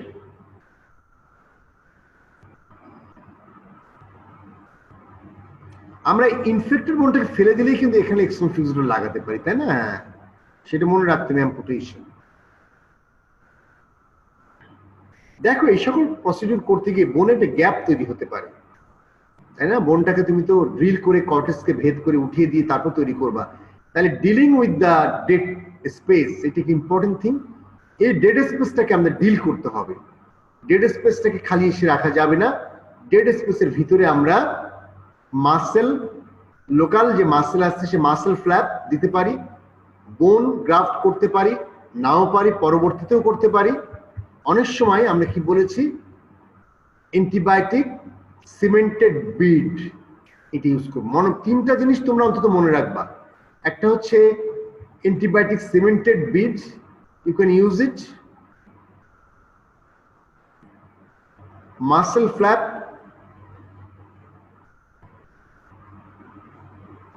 আরেকটা হতে পারে বোন গ্রাফট, ভাস্কুলারাইজ এন্ড নন ভাস্কুলারাইজ বোন গ্রাফট। এটা কিন্তু জিজ্ঞাসা করা হয় how you deal the dead space. দেখো একটা চিত্র, সিকোস্টমি কিভাবে করা হয়। এই জায়গাটা সিকোস্টাম, দেখো কতগুলো ড্রিল করা হচ্ছে বোনসে, 1টা 2টা কত চারিদিকে করে অস্টিওটমি দিয়ে কাটা হয়েছে, অস্টিওটম। হ্যাঁ, এগুলো অস্টিওটম দিয়ে কেটে তুলে আনা হয়েছে এই দেখো ভিতরে সিকোস্টেমটা বের করে আনা হয়েছে। এইভাবে করা হয় বোন থেকে। if it lies within the medullary cavity, a window is made, একটা উইন্ডো তৈরি করা হয়, and in the involucrum and cecostrum removed, এর উপরে যে ইনভলিক্রাম নতুন বোন তৈরি হয়েছিল এবং সিকোস্টামটাকে ফেলে দেওয়া হয়। সসারাইজেশন যেটা বলছিলাম একটু জানার জন্য, means conversion of broad based, মানে কি বোনের ভিতরে ছিল ছিদ্র ছিল বোনসে একটা উপরের দিকে, কিন্তু আস্তে আস্তে পাস ম্যাটেরিয়ালস গিয়ে আস্তে আস্তে ভিতরে বোনটাকে ওয়াইডলি ডিস্ট্রাকশন করেছে। তাহলে মাউথটা তার কি ছিল ন্যারো, আর বেস যেটা ভিতরে ছিল ওয়াইড। আমরা যখন অপারেশন করব তখন মাউথটাকে ওয়াইড করে দিব, বেসটাকে ন্যারো করে দিব। এটা হচ্ছে সসারাইজেশনের মানে প্লেটের মতো করে দিব, যাতে free drainage of the infected material. এবং কোন পর্যন্ত করব? যতক্ষণ পর্যন্ত পাংক্টেড ব্লিডিং না আসে। প্যাপ্রিকা সাইন বলে এটাকে, প্যাপ্রিকা সাইন। তুমি যখন অস্ট্রিয়াম দিয়ে কাটবে যতক্ষণ পর্যন্ত পাংক্টেড ব্লিডিং না আসবে ততক্ষণ পর্যন্ত আমরা করতে থাকবো saucerization. Excision of the sinus tract এটাও করতে হবে সঙ্গে।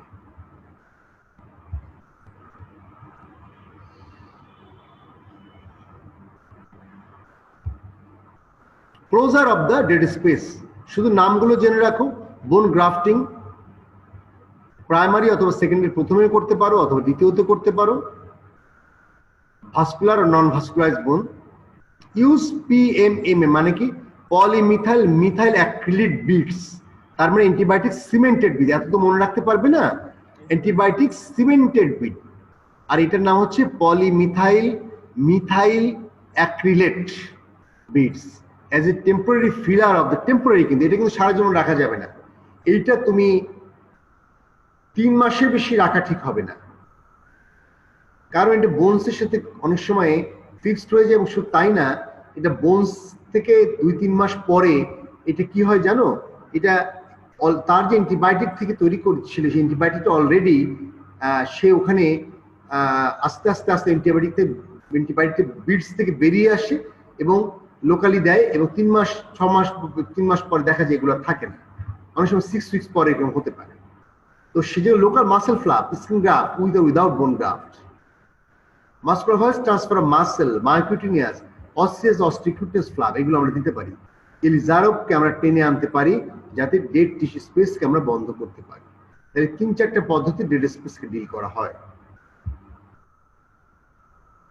দেখো একটা চিত্র কি করেছি আমরা, একটা ওপেন উন্ড না, এখান থেকে আমরা কেটে বের করেছি। এই দেখো একটা, এটাকে আমরা এখান থেকে সসারাইজেশন করেছি না, কি সুন্দর আমরা বোন। এটা পাংক্টেড ব্লিডিং আছে এখানে, এটা ভালো বোন। এটাকে আমরা বোন গ্রাফট করেছি, ভিতরে দিয়েছি। আবার বোন গ্রাফট করেছি, শুধু তাই না, মাসেল দিয়ে কাভার করেছি। Local tissue, local closure, muscle বলা যাবে না, লোকাল ক্লোজার। আমরা এখানে স্কিন সাবকিউটানিয়াস টিস্যুকে ওর উপর দিয়ে কাভার করে স্কিনটাকে কাভার করে দিয়ে আসছি, লোকাল ক্লোজার এরকম। আবার অনেক সময় করলাম কি, যে মাসেল ভিতরে ঢুকিয়ে দিয়ে আসছি, কোনো বোন দেই নেই, এরকম বোন দেই নেই, এরকম সসারেশন করে মাসেলটাকে, লোকাল যে মাসেল, লোকাল মাসেলকে, পায়ে যদি হয় গ্যাস্ট্রোনোমিয়াস সোলিয়াস, ফিমারে যদি হয় ভাসাস ল্যাটারালিস, ভাসাস ইন্টারমিডিয়াস, ভাসাস মিডিয়ালিস, অনেক কিছু আছে, আমরা সেগুলো ঢোকাই দিয়ে আসতে পারি। টিবিয়াতে যদি হয় সোলিয়াস, গ্যাস্ট্রোসোলিয়াস, গ্যাস্ট্রোনোমিয়াস সোলিয়াস ইউজ করতে পারি, তাই না? এই মাসেলটাকে আমরা এর মধ্যে দিয়ে চারিদিকে স্টিচ করে আসবো। অনেক সময় বোনও দিলাম, আবার মাসেলও দিলাম। আরেকটা করতে পারি কি, যেটা বলছেন ফ্রি বোন ট্রান্সফার, তাই না? সেটা কি হতে পারে, একটা ফ্রি বোন ট্রান্সফার বলতে ফিবুলা এনে দিলাম, অথবা ভাস্কুলারাইজড ফিবুলা এনে এখানে দিয়েছি, সেই জন্য বলা হচ্ছে, এটা বোঝার জন্য।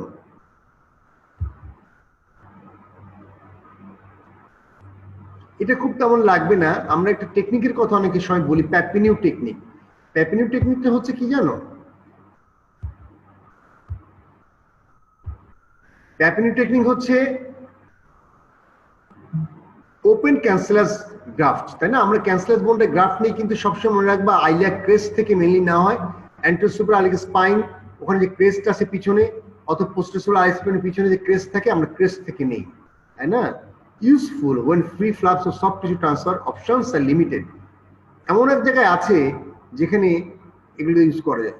অথবা পেশেন্ট হু স্মোক অথবা আর ইমিডিয়েটলি কম্প্রোমাইজ আমরা ডিপ্রাইভ করি, গ্রাফ করি, উনকে কভার করি। ইউজফুল ফর বোন deficiency of less than 4 centimetre যদি হয় তাহলে প্যাটনি টেকনিক ইউজ করতে পারি। 4 সেন্টিমিটার উপরে গেলে কিন্তু করা যাবে না, তখন আমাদেরকে এলিজারো এক্সেল ফিক্সেটর লাগাইতে হবে।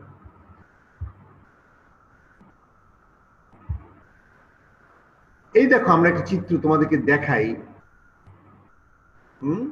দেখো এই যে polymethyl methacrylate antibiotic bead chain, the principle of treatment কারণ কি to deliver locally concentrations antibiotic that exceed the minimal inhibitory concentration। আমরা 10 দিন থেকে 80 দিন মানে 3 মাস রাখতে পারি।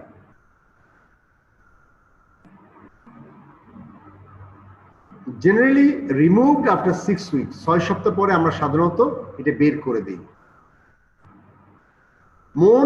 মোস্টলি কমন আমরা পেনিসিলিন গুলো আমরা কি ওই পেনিসিলিন কি ওষুধগুলো আমরা এখানে দেই অ্যান্টিবায়োটিক বিডের সাথে, অ্যান্টিবায়োটিক বিডে অর্থাৎ আমরা যেমন বোন সিমেন্টের সাথে মিলাই কি পেনিসিলিন, সেফালোস্পোরিন, ক্লিন্ডামাইসিন, ভ্যানকোমাইসিন, টিকোপ্ল্যানিন ইত্যাদি নানা ওষুধ আমরা মিলিয়ে দেই, লোকালি আস্তে আস্তে করে অ্যান্টিবায়োটিক রিলিজ করতে থাকি, বলা হয় অ্যান্টিবায়োটিক বিড।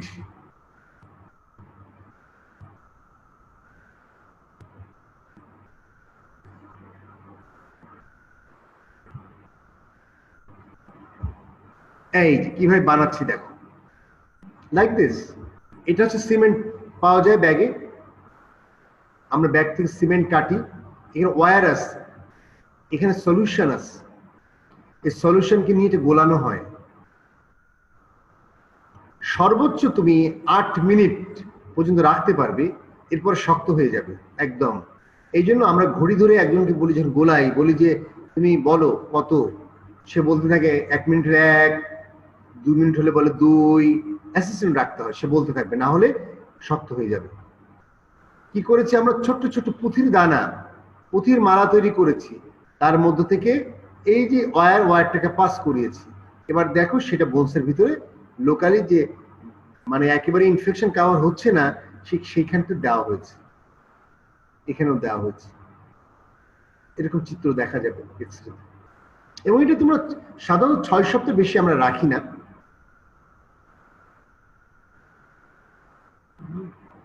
নিজেই তখন একটা প্রবলেম বের করে। এছাড়া এখন বায়োডিগ্রেডেবল কিছু জিনিস আসছে সরাসরি, আমি আমেরিকাতে দেখে আসছি, আমি এটা কোথায় গেলাম, এটা মনে হয় আরেক জায়গায় দেখলাম, আর কয়েকটা দেশে আর কি, তারা এখন এইরকম ব্যবহার করছে না, তারা এখন বের করছে যে এর বেরই করা লাগবে, আস্তে আস্তে ওটাই অ্যাবজর্ব হয়ে যাবে, বায়োডিগ্রেডেবল।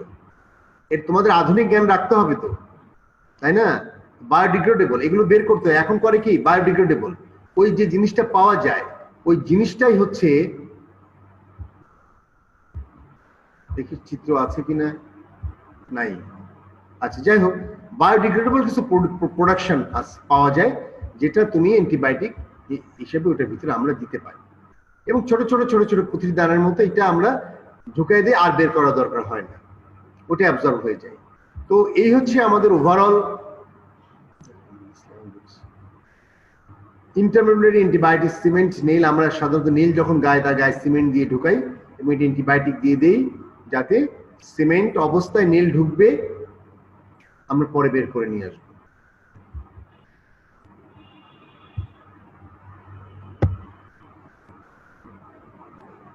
এটা ডিসঅ্যাডভান্টেজের কিছু নাই, শুধু জানবে যে এটা বের করতে হয়, না হলে এটা ওখানে গিয়ে নিজে যখন অ্যান্টিবায়োটিক থাকে না তখন নিজেই ব্যাকটেরিয়াকে আমন্ত্রণ জানায় যে আমি একটা ইনার্ট ম্যাটেরিয়াল, আমার সাথে আসো তুমি, ঠিক আছে? তখন সে নিজেই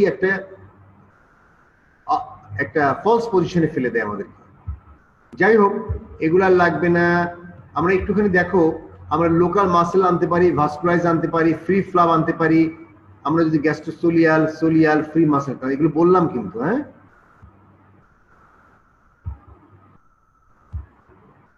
এলিজারো দেখা যায় বোনের অনেকটা টিস্যু লস, তখন আমরা কি এলিজারো ট্রিটমেন্ট থেকে দেখ এই এতটুকু বোন ফেলে দেওয়া হয়েছে, এইটুকু জায়গার বোন দেখো ফেলে দেওয়া হয়েছে, কত বড় একটা বোন ফেলে দেওয়া হয়েছে, শুধু ফিবুলাটা আছে, এই বোনটা টোটাল এবার এলিজার্ভ করা হয়েছে এখানে এখানে এখানে তোমার কটিকোটমি করা হয়েছে। এই বোনটাকে আস্তে আস্তে ধীরে ধীরে ধীরে ধীরে টানতে হবে, আস্তে আস্তে লেংথও ঠিক থাকবে এবং বড়ও হয়ে যাবে। It's good, very good technique. অনেক সময় হাইপারব্রিক অক্সিজেন অস্টিওমাইলিটিসের ক্ষেত্রে খুব ভালো কাজ করে। এগুলো যন্ত্র আছে, ঢাকাতে আছে বড় বড় জায়গায়, খুলনায় নাই, অথবা ঢাকায়ও সব জায়গায় নেই, বিদেশে আছে। অ্যাম্পুটেশন লাগতে পারে অনেক সময়।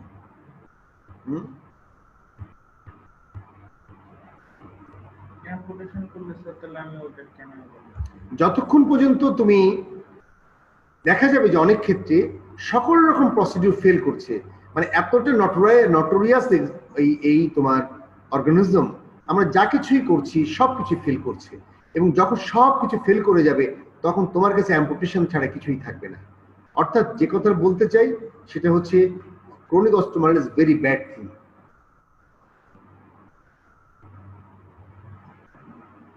অনেক সময় দেখা যায় ডিসচার্জিং সাইনাসটা ম্যালিগন্যান্ট চেঞ্জ হয়, এপিথেলিয়ামা তৈরি হয়, ম্যালিগন্যান্ট চেঞ্জ হয় দীর্ঘদিন থাকতে থাকতে, তখন তোমাকে অপারেশন করতে হবে, ফেলে দিতে হবে পা। এটা লিখে রাখো, পরীক্ষার সময় কমপ্লিকেশন আসে। প্যাথোলজিক্যাল ফ্র্যাকচার হতে পারে, ডিফর্মিটি হতে পারে, লিম বড় হতে পারে, ছোট হতে পারে, এপিথেলিয়ামা হতে পারে, অ্যামাইলয়েডোসিস হতে পারে।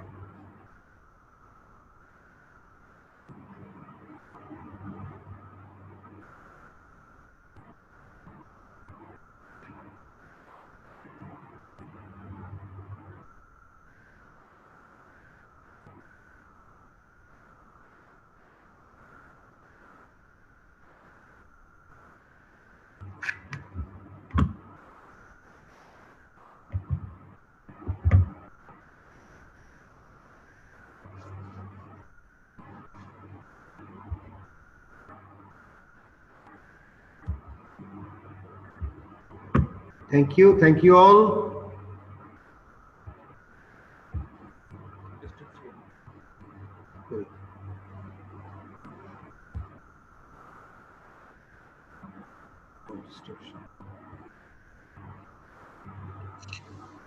স্যার আপনার সাথে একটু কথা ছিল। বলো। স্যার পরীক্ষার ব্যাপারে। বলো। স্যার আমাদের কয়েকজনের থার্ড প্রফের হিসাব দিতে বাকি ছিল, ওটা তো মেয়েতে হয়ে যাওয়ার কথা ছিল, ওটা তো হয় নাই। স্যার আমাদের তো ফাইনাল প্রফে কি বসতে দেবে? হ্যাঁ, এটা তো আগে না হলে ওইটা কিভাবে হবে, সেও তো একটা জিনিস। স্যার এখন এটা কি কিছু তোমরা করা যারা যায়? থার্ড প্রফের সাপ্লি দিবে তারা কি আবার ফাইনাল প্রফে বসতে পারবে? স্যার থার্ড প্রফের হিসাব দিতে হয়ে গেলে তো বসতে পারতাম। যদি মেতে হয়ে যেতে পাস করতা তাহলে বসতে পারতা, তাই না? জি স্যার, মেয়েতে ওখানে পাস করে গেলে তো তাহলে বসে। একটু তো একটা সমস্যা হচ্ছে। আমরা দেখি ইউনিভার্সিটির সাথে কথা বলি, আসলে কিভাবে কি করতে চায় বুঝতে পারছি না। কারণ আমরা তো মানে প্রায় 20-22 জনের মতো আছি এখন। সেটাই। আচ্ছা, আমরা কথা বলার চেষ্টা করি, ঠিক দেখে এটা কিছু অবশ্যই হবে। জি স্যার। তাহলে আমরা আজকে যেটা পড়লাম এটা তোমরা সবাই বুঝতে পেরেছো আশা রাখি। কঠিন কিছু না, শুধু এখন রিভিশন দেবে, দেখবে খুবই সহজ। অস্টিওমাইলিটিস খুব ইম্পর্টেন্ট জিনিস, এবং আমাদের অ্যাকিউট এবং ক্রনিক শর্ট কেস থাকবে। অ্যাকিউট আমাদের পরীক্ষার সময় রিটেনে আসবে, প্রায় প্রতি বছরই আসে। তাহলে আজকে পর্যন্ত আমরা একদম পড়াশোনার শেষ দিকে। তোমাদের তো ইয়ে পড়ানো হয়েছে না, টিউমার, তাই না? টিউমার পড়েছো না? ব্যাস, তাহলে তো আর আমার পড়ানো লাগবে না টিউমার। আমরা আর একটা ক্লাস নিলে মনে হয়ে যাবে। সাবঅ্যাকিউট অস্টিওমাইলিটিস, যেহেতু ব্রডিজ অ্যাবসেসটা আসে, এটা আমরা দেখতে পারি। আর যদি কোনো শর্ট নোট থাকে সেটা আমরা দেখতে পারি। আচ্ছা, আমরা দেখি কি করা যায়। মোটামুটি শেষ আমাদের প্রায় বলা যায় ইম্পর্টেন্ট জিনিসগুলো। ওকে, তাহলে সবাই ভালো থাকো। ওকে,